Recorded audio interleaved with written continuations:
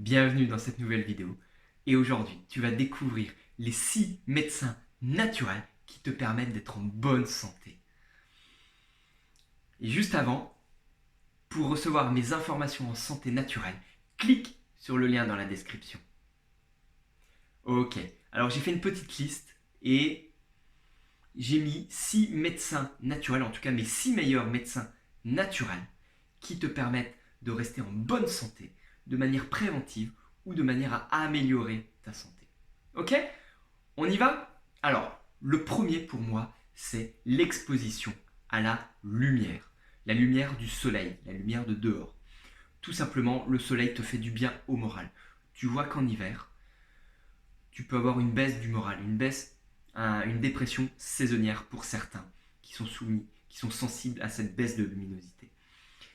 Et s'exposer au soleil, c'est assurer un bon moral, être joyeux, en pleine forme, d'autant plus en hiver où on est dehors, on voit les gens, tu peux marcher pieds nus, tu as les bras nus, les pieds nus, et tu peux même bronzer et produire ainsi de la vitamine D en t'exposant environ 20 minutes par jour, bien sûr, en fonction de ton phototype.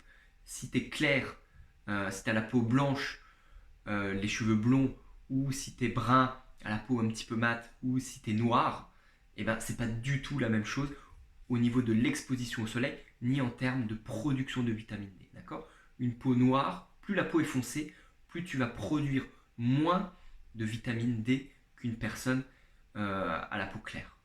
C'est le jeu. Donc expose-toi au soleil. C'est vraiment bon pour tout ton corps. La production de vitamine D qui devrait même être renommée hormone D. D'accord? Puisqu'elle agit à tous les niveaux de ton corps. L'immunité, l'énergie, la production, le renouvellement de toutes tes cellules, la bonne forme musculaire, la longévité. Mais vraiment, on pourrait en faire une liste énorme. Ok? Alors, deuxième médecin naturel, c'est l'eau. La bonne eau. Je sais, ça devient de plus en plus difficile. Il faut chercher. Tu as le choix entre l'eau du robinet et l'eau en bouteille. L'eau en bouteille est de plus en plus polluée, puisque les pollutions vont de plus en plus profond dans les nappes phréatiques.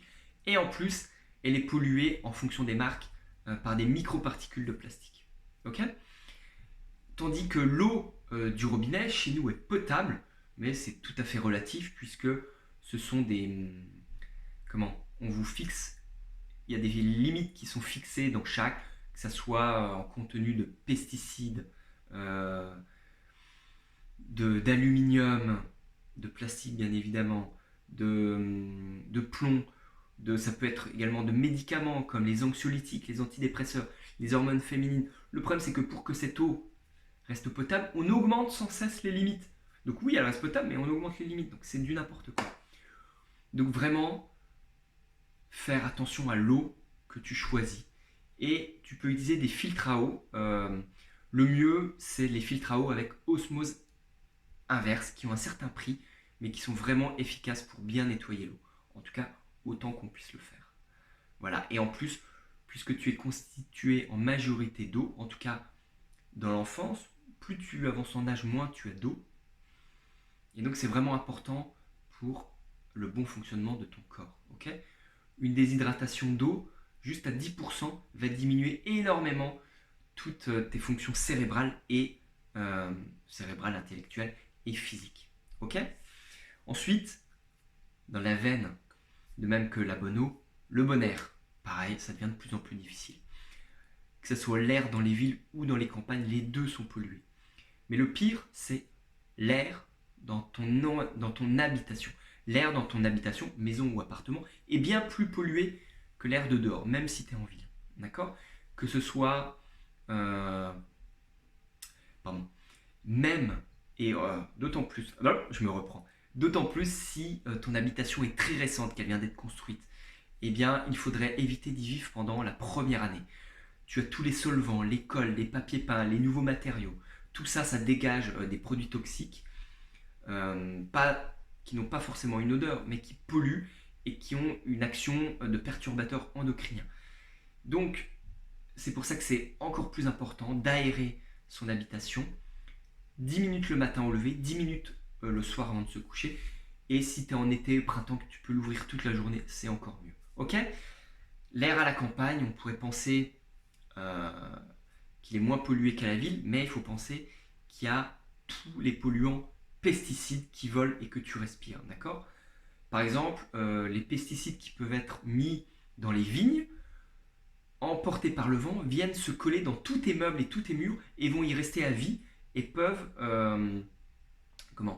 favoriser les leucémies ou les Parkinson. Moi, j'ai découvert ça, j'ai vécu 1 an dans les vignes. J'avais les hélicoptères qui déposaient ça pendant que je dormais le matin. Je dormais avec les fenêtres grandes ouvertes. Je me suis dit, oula, il y a un problème.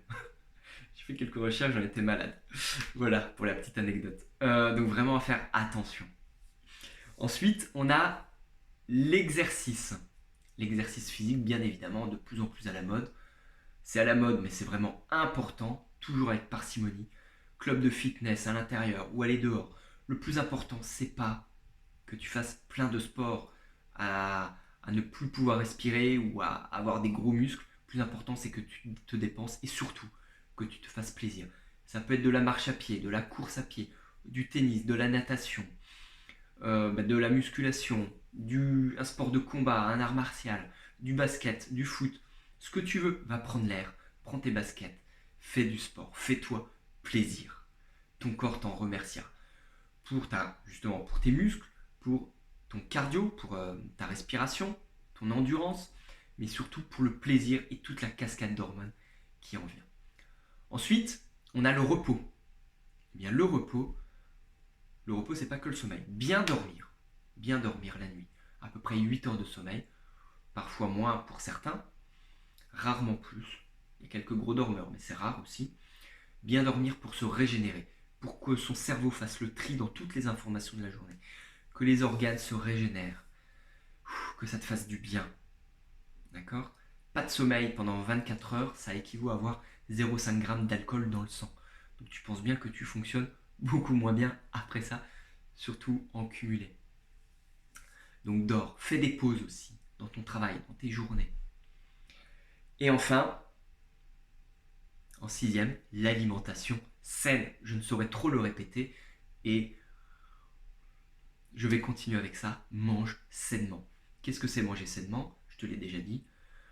Pas de saloperie de junk food, pas de saloperie de produits industriels ultra transformés ou juste transformés. Le mieux, c'est des produits bruts qui te font plaisir, des fruits, des légumes, toutes les couleurs dans ton assiette, des glucides, des bonnes protéines animales et végétales. Si tu prends animal, eh bien, plutôt chez ton boucher du coin local, bio si tu peux, c'est encore mieux. Pas de sucre, pas de pâtisserie ou le moins possible s'il te plaît. L'eau, ça en fait partie, je te le répète encore. Tout ça, c'est vraiment une hygiène de vie. Ok? Et bien sûr, alimentation saine, mais aussi en quantité, pas trop, 80%. Ok? Pour remplir ton ventre. Mâche doucement, remplis ton alimentation de chi et avale avec plaisir. Souris. Ok? Dis-moi juste en commentaire quel est ton plus gros challenge actuel en termes d'alimentation, de nutrition ou tout simplement de santé. Ok, je te répondrai. Et puis, passe à l'action. Essaye d'intégrer au moins un de ces médecins naturels si tu n'en utilises pas, si tu n'as pas l'habitude ou si tu n'y prêtais pas attention. Pouce bleu, abonne-toi et partage la vidéo. À bientôt, ciao.